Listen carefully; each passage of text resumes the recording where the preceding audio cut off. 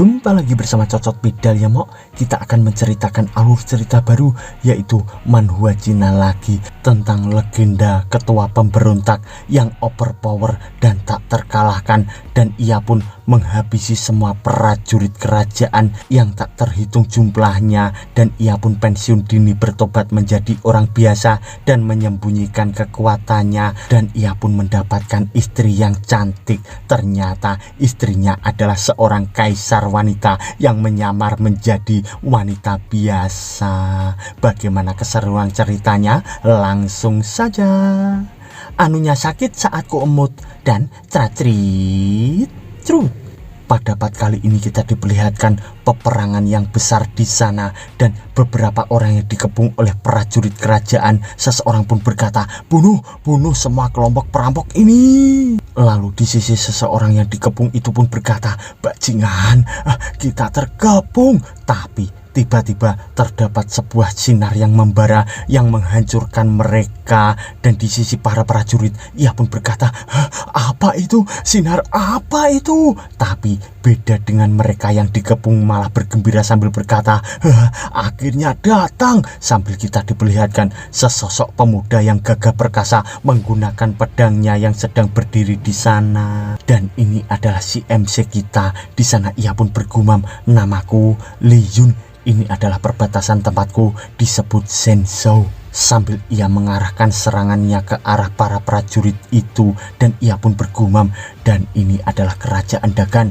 salah satu dari 4 kerajaan besar. Setelah saya datang ke sini, pekerjaan pertama saya adalah pemberontakan. Sambil ia menebas ke arah para prajurit itu hingga para prajurit itu pun terpental ke atas. Dan di sana Li Yun pun bergumam lagi, pemberontakan sebenarnya sangat sederhana.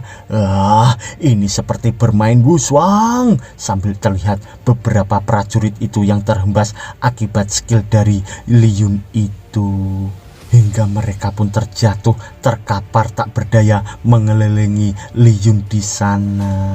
Dan sosok Li Yun ini dikenal sebagai Yi Xin Xian, sang legenda pemberontak. Tapi itu 2 tahun yang lalu. Dan di saat sekarang kita diperlihatkan Li Yun yang sedang tersenyum di sana. Dan ia pun bersama istrinya bergumam, aku hanya orang biasa hari ini. Tahun lalu pemberontakan yang tersisa juga dibubarkan.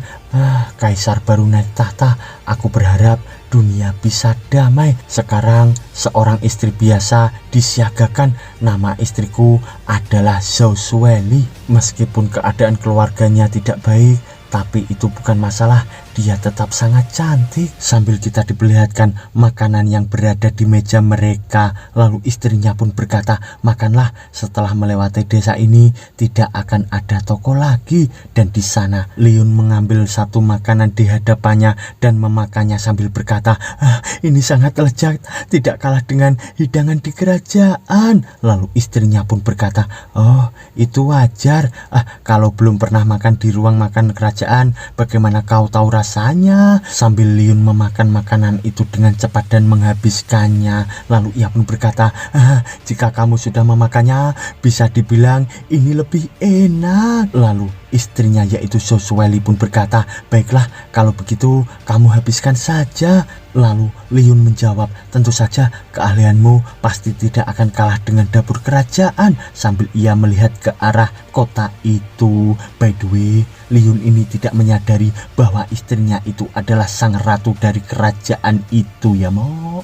Sambil mereka berdua pun memandangi lentera yang bertebangan di sana, Li Yun pun bergumam, ini adalah yang aku inginkan, istri biasa. Sambil ia memandangi Zhou Shueli itu. Dan ia pun berkata lagi, dan aku orang biasa, semuanya seperti ini biasa. Tapi ia pun tiba-tiba dikejutkan dengan ledakan besar di hadapannya itu. Dan dari bawah sana terdapat beberapa orang yang membawa obor dan pedang. Dan ia pun berkata, jatuhkan kaisar anjing, Tuhan memberkati kalian, hidup para pemberontak, hidup Xing Xian. By the way, itu adalah pemberontak mengatasnamakan Xi ya Mo. Lalu di sisi Liyun, yaitu legenda Xi, ia pun terkejut bergumam, apa? Mengapa orang-orang itu keluar dan memberontak lagi?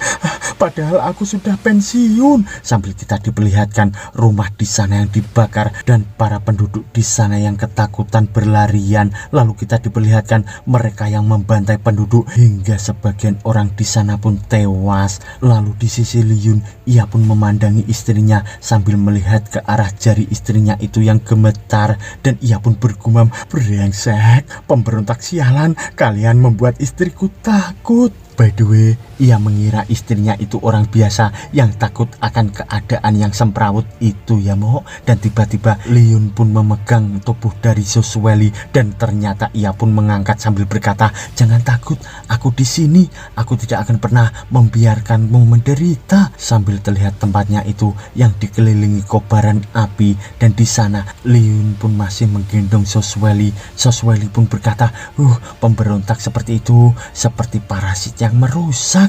Di sana Liyun pun berkata, aku setiap hari berpura-pura ditabrak kereta, sabotase setiap hari, melakukan hal buruk, aku menderita, sungguh dihina oleh istri. Lalu ia pun berkata, jangan selalu berbicara tentang pemberontak. Kaisar sebelumnya biasa-biasa saja sehingga banyak pemberontak terjadi. Siapa yang tahu jika kaisar baru adalah kaisar anjing. Sambil kita diperlihatkan Soswelly di sana yang melirik ke arah Liyun itu dengan sinis. Lalu Liyun pun bergumam, apakah aku mengatakan sesuatu yang salah? Sambil ia berlari dari tempat itu yang terbakar. Tapi tiba-tiba ia pun merasakan sesuatu, dan di sana kita diperlihatkan beberapa prajurit pemberontak yang mengepung mereka berdua. Lalu mereka berdua pun terkejut juga karena melihat Liyun yang tidak takut pada mereka, dan Liyun pun menurunkan Soswelly sambil berkata, jangan takut, tetaplah di belakangku. Hei,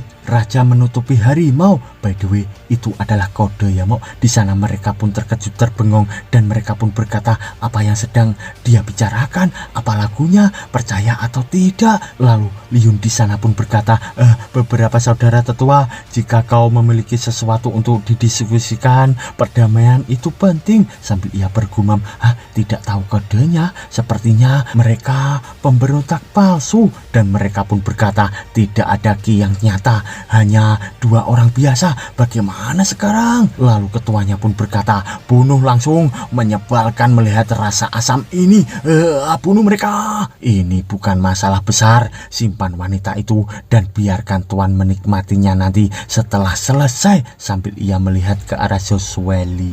Lalu dengan serentak mereka pun menyerang ke arah Liyun. Di sana Liyun pun bergumam, tidak bisa menyembunyikan aliran ki, preman kelas 2. Tapi tiba-tiba Soswelly di sana pun menarik tangan dari Liyun, dan ia pun bergumam, aku tidak boleh terlalu berisik. Kalau tidak, urusan di Kyoto akan terungkap. Serang dengan lembut, dengan lembut. Sambil Liyun itu pun mengeluarkan aura membara dari ujung jarinya itu dan mengarahkannya ke arah para bajingan pemberontak itu, dan tiba-tiba terlihat sebuah ledakan yang sangat dahsyat hingga mementalkan mereka bersama dengan puing-puing batu-batu di sana. Lalu di sisi Liyun, ia pun hanya terbengong melihat itu. Lalu ia pun bergumam, ini terlalu ceroboh, aku mengeluarkan begitu banyak kekuatan walaupun hanya sedikit. Lalu ia pun berkata, apa kamu baik-baik saja sayang? Sepertinya ada seseorang master yang membantu. Kita sangat beruntung. Sambil ia berbohong akan kekuatannya itu. Dan beberapa saat kemudian kita diperlihatkan beberapa orang yang berlari ke arah mereka. Dan seseorang pun berkata, periksa dengan cermat, tangkap semua orang di sekitar, periksa satu persatu. Lalu Liyun di sana pun tersenyum berkata, jadi aku akan dipenjara sekarang. Lalu di sisi mereka seseorang memeriksa bekas ledakan dari Liyun itu, dan ia pun bergumam, batu basal yang keras ini langsung hancur menjadi bubuk. Siapa orang yang melakukannya? Bisa melakukan ini? Apakah orang itu? Sambil ia melihat ke arah mereka berdua, tapi orang itu pun makin terkejut lagi karena melihat Joshua hingga orang itu pun mengeluarkan keringat dingin dan ia pun berkata, pisahkan wanita dan laki-laki ini, tanyai secara terpisah. Sambil mereka menangkap Liun, dan Liun pun berkata, jangan takut, tidak apa-apa sayang, aku pasti akan segera kembali. Dan di sana beberapa orang di sana pun mendekati Joshua dengan muka yang sangat tajam. Tapi tiba-tiba mereka semua pun bersujud di hadapan Joshua sambil berkata, hormat yang mulia, maaf sudah membuat ketakutan. Sambil kita diperlihatkan mereka semua yang menangkap para bajingan tadi. Lalu kita diperlihatkan Joshua di sana yang membaca gulungan sambil berkata, Chen Hai, apakah ini orang yang hadir di festival Lentera? Lalu anak buahnya pun menjawab, ya iya yang mulia, tidak ada yang hilang. Lalu Joshua pun bergumam, saya jelas ada di sana, tetapi saya tidak menyadari siapa yang bergerak. Lalu Chen Hai pun berkata, yang mulia, saya telah menemukan identitas kelompok pemberontak itu.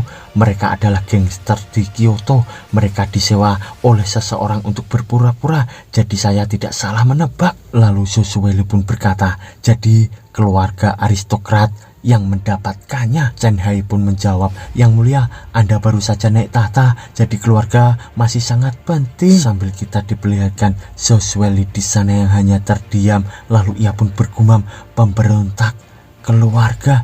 Jadi pemimpin pemberontak ada di Kyoto, di mana dia bersembunyi sekarang. By the way, Joshua ini mencari ketua pemberontak, yaitu sang legenda sisian, yaitu Li Yun Yamok, tapi dia tidak menyadarinya dan tidak tahu. Lalu beberapa saat kemudian kita diperlihatkan tempat interogasi di sana. Lalu Li Yun dibebaskan di sana. Para penjaga berkata, Tuan Li, hati-hati, silahkan berkunjung lagi jika ada waktu.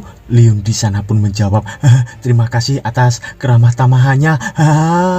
Sambil ia pun membayangkan kejadian tadi yang disuguhi makanan sangat banyak, ia pun bergumam, aneh, mengapa tempat interogasi ini tiba-tiba menjadi sangat sopan. Mereka tidak menginterogasiku dan mereka membiarkan aku keluar setelah menyajikan makanan lezat kepadaku. Entah apa yang terjadi pada mereka. Sambil ia berpikir di sana. Lalu beberapa saat kemudian kita diperlihatkan Joshua yang didatangi oleh Li Yun. Di sana Joshua pun berkata, kamu sudah keluar sayang? Pun menjawab, maaf, aku membuat istriku menunggu. Sambil mereka berdua pun bergandengan tangan. Di sisi Joshua ia pun berkata, kupikir kau diinterogasi dengan kasar.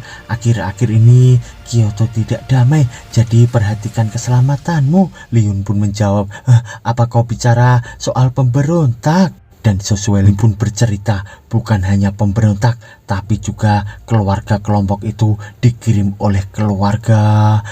Tujuannya adalah untuk mengguncang pemerintahan kaisar baru. Karena kaisar baru naik tahta, belum bisa turun tangan mengatasinya. Sambil terlihat wajah serius dari Joshua itu. Lalu di sisi Li Yun, ia pun berkata, istriku, kau benar-benar luar biasa. Kamu mengetahui banyak hal. Kamu seperti kaisar. Di sana Joshua pun memalingkan wajahnya berkata, aku tidak sengaja mendengarnya dari petugas yang menginterogasiku. Sambil ia berbohong di sana.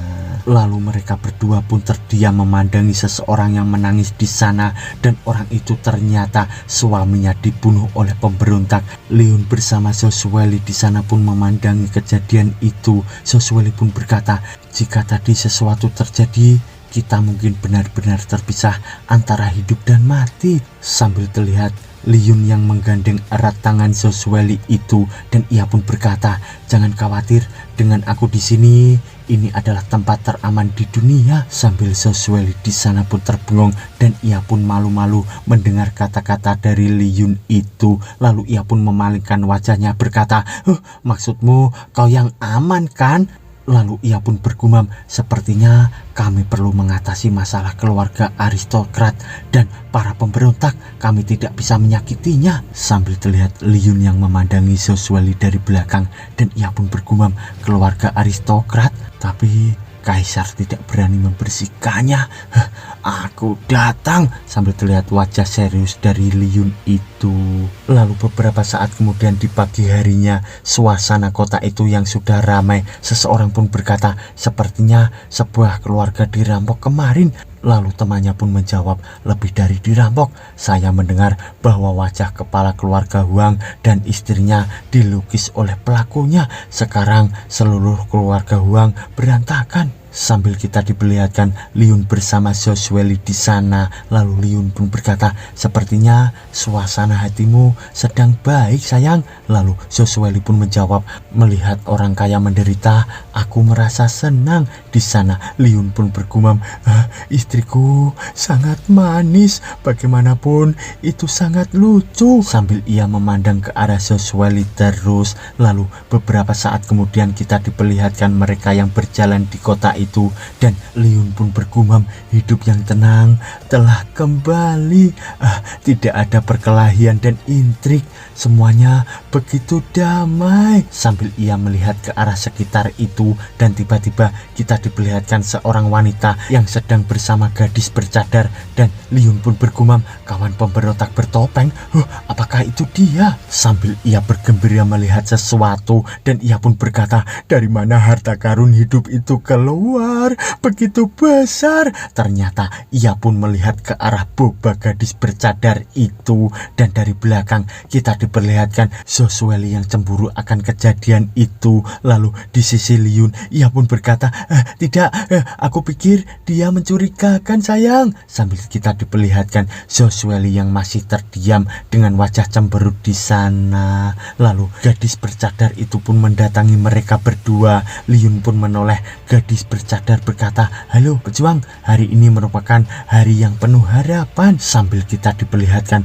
Liyun di sana yang tersentak hatinya terdiam, dan ia pun bergumam, apakah kode yang sangat memalukan itu masih digunakan? Aku tahu bahwa aku tidak akan menulisnya. By the way, itu adalah kode yang pernah diajarkan 2 tahun yang lalu kepada para anggota pemberontak yang dipimpin oleh Liyun Yamomo. Di sana Liyun pun berkata, kalau kau membuat kerusuhan, aku akan dipanggil pengadilan lagi. Pergi sana, dan kau telah mengungkapkan identitasmu, apa gunanya pakai topeng? Lalu gadis itu pun mendekat ke arah Liyun sambil berbisik, bukankah ini untuk menyembunyikan wajahku? Jadi meskipun Kaisar Anjing mengetahuinya, aku tidak akan pernah mendapatkan perintah yang diinginkan. Dan di sana Liyun pun bergumam, dia masih saja melanjutkan pemberontakan. Tapi Liyun di sana pun tiba-tiba terkejut, dan ia pun bergumam, kenapa aku merasa sangat dingin di belakangku? Sambil kita diperlihatkan Josueli di sana yang terdiam dengan aura membara yang menakutkan. Lalu Liyun pun berkata pada gadis bercadar, tunggu, sepertinya aku pernah melihatmu di suatu tempat. Lepaskan topengmu dan tunjukkan wajahmu. Apakah kau penyewa yang berutang uang sewa kepadaku sebelumnya? Sambil terlihat gadis itu yang terkejut, lalu ia pun berkata, lihat, di sana ada wanita cantik yang melepas celana dalamnya. Sambil ia mencoba menipu dengan menggunakan trik murahan itu kepada Liyun, dan di sana Liyun pun marah berkata, itu benar-benar kau. Sambil gadis itu berlari, dan ia pun tiba-tiba tersandung hingga ia terjatuh berguling-guling di sana. Lalu ia pun berkata, aduh sakit. Dan Liyun pun mendatangi gadis itu, dan di sana Liyun pun hanya terdiam. Lalu tiba-tiba gadis itu pun bersujud di hadapan Liyun sambil berkata, maafkan aku Tuan, aku berlutut untukmu, tolong biarkan aku pergi. Dan di sisi Liyun ia pun menjawab, aku ingat namamu adalah Lisu, dan kau bukan anggota dari pemberontak kan? Lalu Lisu pun menjawab, meskipun bukan, itu akan segera terjadi. Setelah aku bergabung dengan pemberontak dan menemukan orang itu, aku juga bisa membayar sewa rumah ini Tuan. Lalu di sisi Josueli ia pun berkata, orang itu? Lalu Lisu pun menjawab, orang itu adalah karakter ekonomi strategis jauh melampaui orang biasa, pemimpin pasukan pemberontak yang tak tertandingi, Tuan Sisian, dan aku pasti akan menemukannya. By the way, si Xiu ini adalah penggemar berat yang sudah mencari Tuan Sisian, yaitu Li Yun, tapi tidak menyadarinya juga ya mo. Lalu Li Su pun membawa gulungan di tangannya sambil berkata, ayahku memberiku foto Lord Sisian sebelum dia meninggal. Jadi lihat saja fotonya dan kau akan menemukannya di sana. Li Yun keringatan dingin bergumam, sebelum aku pergi, apa masih ada foto? Aku harus menghapus semua petunjuk tentangku. Sialan, jika ini terus berlanjut, istriku akan dikenal sebagai pemimpin dari para pemberontak. Ini pasti berbahaya. Lalu di sisi Zhou Zueli, ia pun bergumam juga, untuk beberapa alasan semua catatan tentang Sisian menghilang secara misterius. Kesempatan bagus, aku akhirnya tahu seperti apa wajah bajingan itu. Sambil kita diperlihatkan gulungan itu yang dibuka dengan wajah mirip Lek Bambang di sana. Li Su pun berkata, meskipun terlihat sedikit bengkok dan memiliki wajah yang kasar, tapi dia tetap pemimpin kita. Baru-baru ini aku mencari orang yang lewat untuk bertanya, dan kebetulan aku ingin bertanya kepadamu, apakah kamu pernah melihat orang ini di sana? Li Yun pun terkejut bergumam, ini haruskah aku merasa beruntung atau sedih?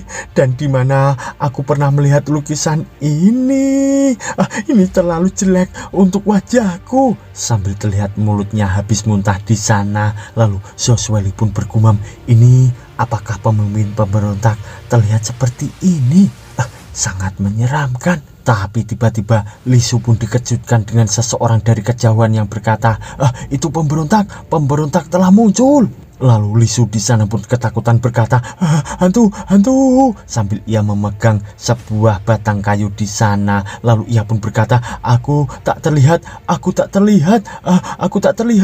Sambil ia berdoa untuk tidak terlihat di sana. Lalu di sisi Li Yun, ia pun berkata, mungkinkah ini resor utamamu? Apakah kau punya masalah dengan kepalamu? Apa kau stres? Sambil ia berpapasan dengan orang berlari, dan orang itu pun berkata, hei, sudahkah kau mendengar itu? Pemberontak telah muncul di menara Hong Xiu. Oh ya, aku mendengar bahwa dia adalah seorang pemimpin, benar-benar sombong, berani ke rumah bordil. Mungkinkah Sisian yang legendaris itu bisa tertangkap? Lalu temannya pun menjawab, bagaimana bisa? 6 pintu bahkan tidak bisa menyentuh bayangan orang itu. Bagaimana bisa menangkapnya? Ini pasti lelucon. By the way, 6 pintu itu nama anggota pasukan kerajaan ya mo. Sambil kita diperlihatkan Li Yun di sana yang melirik bergumam, rekan yang mana yang tertangkap? Apakah seorang kenalan? Sambil kita diperlihatkan rumah bordir di sana dan seseorang yang memakan daging. Lalu Purel di sampingnya pun berkata, Tuan, Anda tidak menganggap Hong Xiaolu kami sebagai wanita tercantik? Wanita seperti apa yang Anda inginkan? Keluarga kami akan menemukannya untuk Anda. Lalu di sisi orang itu pun berkata, apa? Membantuku mencarinya? Dan Purel itu pun menjawab, iya Tuan, kami akan mencarikannya. Dan ternyata orang itu adalah orang besar di scene pertama pada peperangan tadi. Dan orang itu pun berkata, aku sedang mencari seorang pria. Sambil kita diperlihatkan gadis-gadis itu yang terbengong, dan mereka pun berkata, apa? Seorang pria? By the way, apakah orang ini seorang LGBT ya mo? Tapi tiba-tiba dari pintu belakang terdapat seseorang yang datang. Di sana mereka semua pun terkejut, dan orang itu pun berkata, hai Yunji, pelaku pencuri Jiang Hu ditangkap dan diadili atas perintah kaisar. Patuh dan menyerahlah. Ternyata itu adalah pria tampan yang membawa pedang. Lalu si jenggot itu pun berdiri lalu berjalan di hadapan pria tadi. Di sana pria kecil itu pun berkata, aku sarankan untuk tidak menolak. Sambil ia akan menghunus pedangnya itu. Lalu tiba-tiba si jenggot itu pun dengan wajah garang, ia pun berkata, kamu akhirnya datang. Saya telah menunggu lama sekali. Ayo tangkap aku. Sambil ia memeluk kaki dari pemuda itu. Dan di sana ia pun berkata lagi, kumparan terakhir juga habis. Saya menyerah, bawa aku ke penjara. Aku adalah pencuri, tangkap aku. Lalu pemuda itu dengan wajah histeris, ia pun berkata, berdiri, hidungmu menggesek anuku. Cepat pergi. Sambil kita diperlihatkan beberapa saat kemudian si jenggot yang ditangkap oleh para penjaga itu, dan ia pun tersenyum bergumam, pemimpin, Zhang Hu berjenggot datang padamu. Tidak kusangka sebagai dokter saya akan berakhir seperti ini. Sambil ia membayangkan 3 tahun yang lalu berprofesi sebagai dokter, dan seseorang di depannya pun berkata, dokter, tangan saya tergores. Lalu jenggot pun menjawab, sepotong kue berikan padaku dan pasti akan sembuh. Lalu ia pun bercerita lagi, jelas saya hanya menggunakan sedikit lebih banyak usaha, tapi tiba-tiba seseorang di sana pun berteriak berkata, sakit, tanganku sepertinya patah. Lalu jenggot pun berkata, jangan takut, aku akan mengambilnya lagi untukmu. Ternyata tangan dan kaki orang itu malah terpotong oleh si janggut itu, hingga si janggut pun bertanya-tanya. Lalu ia pun berakhir menjadi buronan dengan stiker wajahnya yang ditempel di dinding-dinding kota itu. Dan ia pun bercerita lagi, sebagai upaya terakhir aku bergabung dengan pemberontak sampai aku bertemu dia yang jatuh dari langit. Sambil ia membayangkan di saat Li Yun di sana yang terjatuh menggunakan jaket dan pakaian masa kini. Jenggot pun berkata, apa yang terjadi? Seseorang jatuh dari langit? Mungkinkah itu utusan yang dikirim oleh Tuhan? By the way, ternyata Li Yun adalah orang yang terisekai ya Mok. Di sana Li Yun pun terbangun berkata, apa-apaan ini? Ini menyakitkan. Sial, bisa-bisa tulangku patah. Sambil kita diperlihatkan jenggot di sana yang memandanginya dan berkata, dia masih hidup. Kamu beruntung nak, aku seorang dokter, aku akan mengobatimu. Lalu Li Yun pun berkata, kalau begitu tolong aku ya. Lalu jenggot pun bercerita lagi, dia berterima kasih padaku, dia selamat, lalu dia menjadi pemimpin kami. Sambil kita diperlihatkan si jenggot di sana yang terkejut, lalu ia pun bergumam, tunggu, itu... Ternyata ia pun melihat Li Yun di depannya, dan ia pun bergumam, rumornya benar, kamu memang ada di Kyoto. Tapi tiba-tiba sebuah pedang pun berada di samping kepala dari jenggot itu. Ternyata itu adalah pemuda tadi, dan ia pun berkata, apa yang kau lihat? Apakah ada komplotanmu di kerumunan itu? Si jenggot pun menjawab, hai pak, Anda salah paham. Dengan pria tampan sepertimu di sisiku, bagaimana aku bisa melihat orang lain? Sambil ia mendekat ke arah pemuda itu tadi. Lalu si jenggot ditodong lagi pedang oleh pemuda tadi, dan pemuda itu pun berkata, kurangi bawang putih, apa yang kamu lakukan di rumah bordir jenggot? Lalu jenggot pun menjawab, di rumah bordir tidak ada pria kaya tampan, aku suka daging segar kecil sepertimu. Sambil kita diperlihatkan pemuda itu yang ketakutan berkata, cepat jauhkan orang tua cabul ini dariku, aku jijik. Lalu jenggot pun berkata, pria kecil yang tampan, saya menunggu Anda di penjara, aku tunggu ya. Sambil ia pergi dari sana bersama para penjaga itu. Lalu di sisi Li Yun, ia pun bergumam, Zhang Hu, orang ini ditangkap dengan sengaja. Bukankah itu orang yang datang menemuiku? Lalu dari belakangnya terdapat Joshua yang berkata, apa yang kamu pikirkan? Dia tampak bijaksana. Di sana Li Yun pun berkata, tidak ada, aku hanya berpikir jika sesuatu terjadi padaku, maukah kamu datang menemuiku? Lalu Joshua pun menjawab, tidak akan. Li Yun pun berkata, begitu ya. Dan Joshua pun menoleh berkata, maksudku, denganku kamu tidak akan mengalami masalah. Lalu beberapa saat kemudian kita diperlihatkan di malam harinya seseorang yang melompat dengan sangat tinggi melalui genteng-genteng di sana, dan ia pun melompat sana sini dengan sangat cepat dan menuju ke arah sesuatu. Lalu orang itu pun berhenti di atas bangunan yang dijaga oleh beberapa penjaga.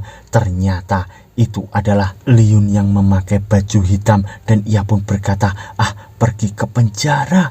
Aku pergi ke sini untuk jalan-jalan, sambil ia menutup wajahnya itu. Lalu beberapa saat kemudian kita diperlihatkan ruang dalam penjara itu dengan begitu banyak penjaga di sana. Lalu seseorang di sana pun bercerita, menurut legenda seseorang dari Stabing Sengbai datang ke sini untuk menyelamatkan orang dan kemudian kakinya patah di gerbang penjaga. Dan kita diperlihatkan 3 orang yang memasuki penjara itu. Seseorang pun berkata, "Bos, benarkah tidak ada yang bisa mendobrak penjara kita?" Lalu bosnya pun menjawab, "Tentu saja. Ku beritahu kau ya, jika seseorang dapat menerobos di sini, akan kupakai celana dalam istriku di kepala." Sambil kita diperlihatkan gerakan yang sangat cepat di samping bos penjara itu. Lalu kita diperlihatkan juga si jenggot yang berkata, "Benar saja, aku tahu kau akan datang menemuiku. Lama tidak bertemu pemimpin." Ternyata di depannya terdapat Liun yang sedang berdiri. Lalu Liun pun berkata, "Lama tak bertemu jenggot." Dan di sana jenggot pun berkata, "Benar saja, sangat mudah bagimu untuk menyelinap ke penjara besar ini.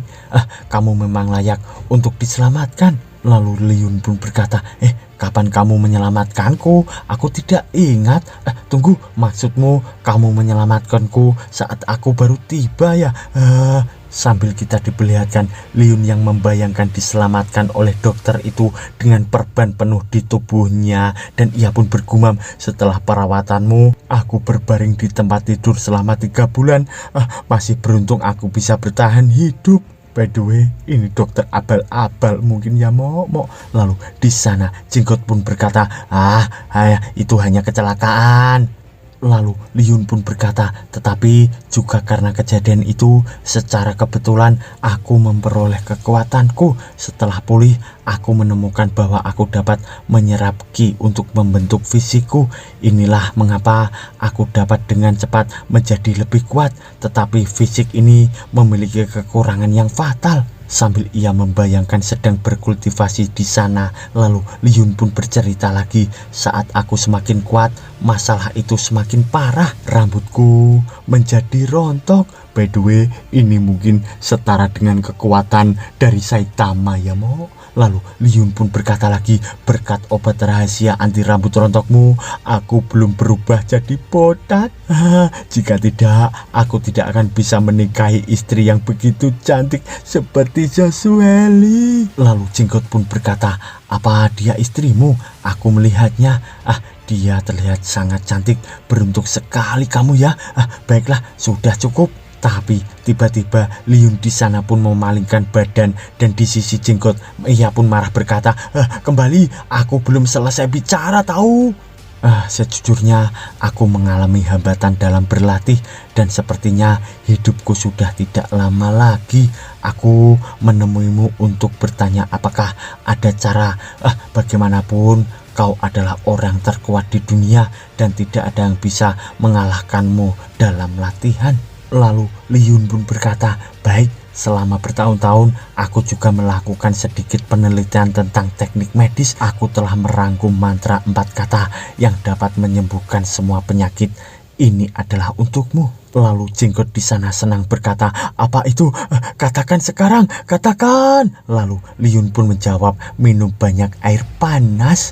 Dan di sisi jenggot ia pun merasa dibohongi sambil berkata, "Kau lebih baik pergi cepat." Tapi di sisi Liun ia pun mengeluarkan sesuatu sambil berkata, "Baiklah, aku tidak bercanda. Jenggot, aku memiliki fisik istimewa, jadi tidak ada masalah. Maaf, aku tidak dapat membantu banyak. Aku hanya dapat memberikan ini menghabiskan semua kekayaanku." Lalu jenggot pun tertawa berkata, "Bukankah ini sangat memalukan?" Ternyata di bungkus itu terdapat 3 buah makanan yang menyerupai bakpo. Lalu jenggot dengan wajah parno pun berkata, "Ini menghabiskan kekayaanmu, bagaimana bisa?" Lalu Liun pun menjawab, "Ya, harganya 5 sen. Aku mendapatkannya karena istriku. Besok aku harus membayar 50 tael." Lalu di sisi jenggot ia pun berkata, "Pemimpin pasukan pemberontak memiliki istri yang ketat dalam keuangan. Lupakan, senang bisa melihatmu sebelum aku mati." Sambil mereka berdua pun memakan bakpao itu, lalu Liun pun berkata, "Jangan mengatakan hal-hal yang tidak menguntungkan. Jenggotmu sangat keras, kau pasti bisa bertahan." Lalu Jenggot pun berkata, "Ada hal lain yang harus aku perhatikan. Sekarang kaisar baru saja naik tahta, istana lemah dan keluarga membuat ide-ide buruk, terutama keluarga yang bermarga Huang. Mereka tidak hanya berhubungan dengan para pemberontak yang tersisa, mereka tampaknya sedang membuat konspirasi. Aku punya firasat bahwa masalah ini tidak sesederhana yang aku kira. Mungkin seluruh Kyoto dan kota Dagan akan terlibat." Sambil kita diperlihatkan Liun di sana yang melirik ke arah sesuatu, merasakan kehadiran seseorang. Lalu ia pun berdiri memakai topengnya sambil berkata, "Aku akan mengingat apa yang kamu katakan. Aku harus pergi dulu." Sambil ia melompat dengan cepat dari hadapan Jenggot pergi dari sana. Lalu beberapa saat kemudian kita diperlihatkan penjaga yang berwajah tampan itu, dan ia pun berkata, "Apa ada seseorang di sini barusan?" Lalu Jenggot pun menjawab, "Adik kecil, kamu datang ya? Apakah kamu mencari alasan untuk berdua-duaan denganku? Aku sangat senang." Sambil kita diperlihatkan pemuda itu yang hanya terbengong. Lalu kita diperlihatkan Liun yang melompat dari atas genteng ke genteng lainnya, dan ia pun bergumam, "Keluarga Huang, apa kalian mengambilnya? Sekarang karena informasinya terbatas, aku akan pergi ke Mongkong Wen untuk mendapatkan informasi." Sambil ia melompat lagi dari sana, dan ia pun bergumam, "Perselisihan kekuasaan antara kaisar baru dan keluarga bangsawan secara bertahap dimulai. Apa hubungannya kaisar denganku? Kuncinya adalah jangan mengganggu hidupku dan melibatkan istriku. Aku hanya mau melihat konspirasi apa yang telah kalian rencanakan. Itu saja. Apa yang bisa aku lakukan?" Lalu beberapa saat kemudian di pagi harinya, di kuil Longsan, kuil paling makmur di Dagan, kepala kuil Longsan adalah Biksu Kongwen yang dihormati. Master Kongwen membantu pengemis sepanjang tahun, dan melalui mereka telah membentuk jaringan intelijen yang kuat seorang paparazi. Dia juga menjadi orang paling berpengetahuan di kota. Sambil dilihat seseorang di depannya berkata, "Penjara Tianyu jatuh tadi malam. Sepertinya pemimpin pemberontak yang melakukannya." Dan orang di depannya pun berkata, "Aku dengar juga penjaga Tianyu dimarahi dan memakai celana dalam istrinya ketika sampai di rumah. By the way, penjaga penjara tadi pernah berkata bahwa kalau ada yang membobol akan memakai celana dalam istrinya di kepala, ya mo." Lalu kita diperlihatkan Li Sui di sana yang berkata, "Master Kongwen, saya mendengar bahwa Anda mendapat informasi yang bagus. Tolong beritahu saya di mana pemimpin pasukan pemberontak bersembunyi." Sambil ia duduk memohon kepada Master Kongwen itu. Lalu Master Kongwen pun berkata, "Amitabha, kamu bukanlah orang pertama yang menanyakan hal itu. Tapi aku bersumpah demi Buddha, aku benar-benar tidak tahu dia." Tapi tiba-tiba terdapat Liun di sana yang menyapanya berkata, "Halo guru." Sambil terlihat Master Kongwen itu yang terkejut memandangi Liun di sana, ia pun bergumam, "Buddha yang penyayang, maafkan aku karena telah berbohong." Lalu Li Sui pun menghampiri mereka berdua sambil berkata, Tuan, mengapa kau di sini?" Lalu Liun pun menjawab, "Mendengar bahwa pohon harapan di sini sangat manjur, aku dan istriku mau menggantung tanda untuk membuat permohonan." Lalu Li Sui pun berkata, "Kakak Zhou, apakah kamu juga percaya itu?" Sambil kita diperlihatkan Master Kongwen di sana yang berkeringat dingin, dan ia pun bergumam, "Apa? Zhou? Nama kekaisaran?" Sambil ia melihat ke arah Zhou Sueli itu, sambil ia mengingat-ingat sesuatu dan tetap menatap wajah dari Zhou Sueli, dan ternyata Master Kongwen pun terkejut bergumam, "Dia kaisar, suami dan istri. Apa yang sedang terjadi? Ketika kaisar baru naik tahta, saya memimpin upacara di istana, dan itu benar sekali, itu dia. Apa saya bermimpi? Pemimpin pemberontak hebat yang ditakuti dunia menikah dengan permaisuri yang agung." Sambil ia melihat ke arah Lin Yu bersama Josueli itu.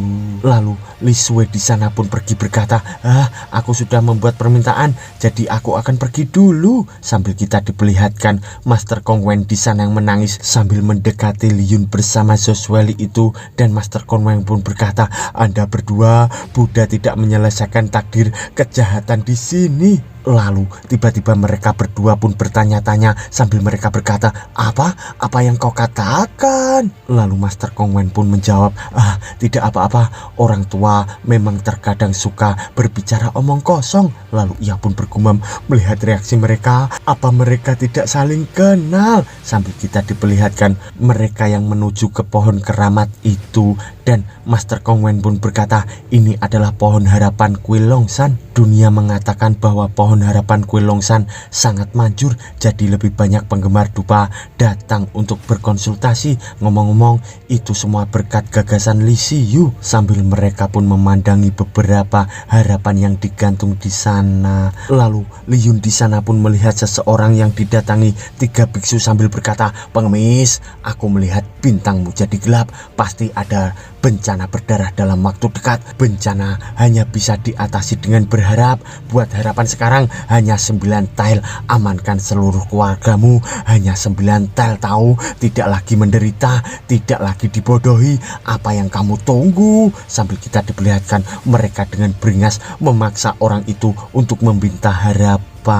Lalu beberapa saat kemudian Ling Yu pun melihat orang itu yang membawa sekantong uang sambil berkata, aku membuat 10 harapan, ini 100 tile, aku sudah selesai. Ling Yu pun bergumam, biksu itu memaksa orang biasa membuat harapan dan membayar.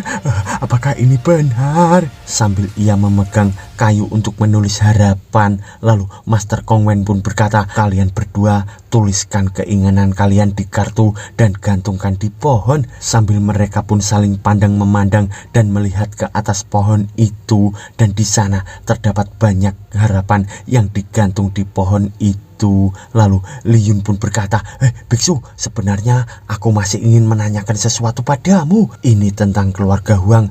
Apa yang mereka bicarakan? Biksu Kong Wen pun menjawab, saya tidak tahu apa yang keluarga Huang rencanakan. Hanya 1 atau 2 toko makanan Tencent. Jika Tuan ingin menyelidikinya, pergilah ke sana. Lalu Li Yun pun segera pergi berkata, cukup, terima kasih biksu. Dan ia pun mendatangi Josueli akan menempelkan harapan itu. Biksu Kong Wen pun bergumam, sungguh takdir yang indah, bagaimana keduanya bisa menikah jika suatu saat mereka saling mengenal. Sambil terlihat mereka berdua yang menggantungkan harapannya. Lalu Biksu Kong Wen pun berkata, apa yang akan mereka pilih? Apakah menjadi pemberontak ataupun menjadi kaisar? Sambil ia membayangkan di sana Ling Yun bersama Josueli yang akan bertempur. Lalu Biksu Kong Wen pun bergumam, 2 orang yang tidak berselisih, apakah mereka juga akan bertarung? Sambil ia memandangi Li Yun bersama Josueli itu, dan ia pun berkata,